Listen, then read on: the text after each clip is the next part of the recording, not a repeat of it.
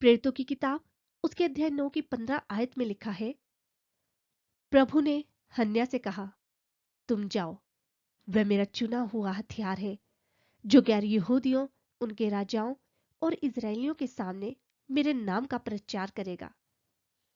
जी हाँ, जिस चुने हुए हथियार के बारे में प्रभु यीशु मसीह हन्या से कह रहे हैं, वह शाऊल था। शाऊल की कहानी में शाऊल एक ऐसा आदमी था जो मसीह में विश्वास करने वाले लोगों को बहुत सताया करता था, मगर परमेश्वर ने उसे ही चुना।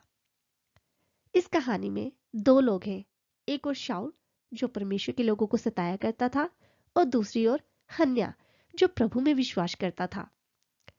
परमेश्वर ने दोनों को ही आज्ञा दी। शाऊल को कहा परमेश्वर ने कि तुम उस नगर में जाओ और वहां तुम्हें जो करना है वो तुम्हें बताया जाएगा। दूसरी ओर हन्या को भी परमेश्वर ने एक आज्ञा दी और उससे कहा कि तुम शाऊल के पास जाओ और उसके ऊपर हाथ रखकर उसकी आंखों के लिए प्रार्थना करो। मगर हन्या ने परमेश्वर से कहा, प्रभु, शाऊल के बारे में हमने बहुत कुछ सुना हुआ है, वह आपके लोगों को सताया करता है और यहाँ भी वो उसी उद्देश्य से आया है कि जो कोई आपके नाम पर विश्वास करे उन्हें बंदी बना लिया जाए। मगर परमेश्वर ने हन्या से कहा कि तुम जाओ, वो मेरा चुना हुआ हथियार है जो गैर यहूदियों, उनके राजाओं और इजरायलियों के सामने मेरे नाम का प्रचार करेगा।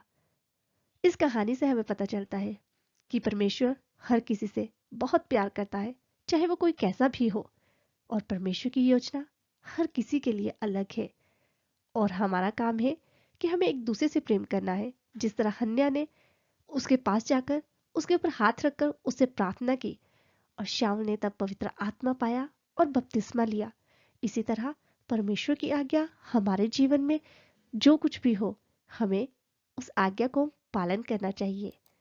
शाऊल के जीवन परिवर्तन की पूरी कहानी सुनने के लिए चैनल को सब्सक्राइब करें ताकि आप इसकी पूरी कहानी को जान सकें।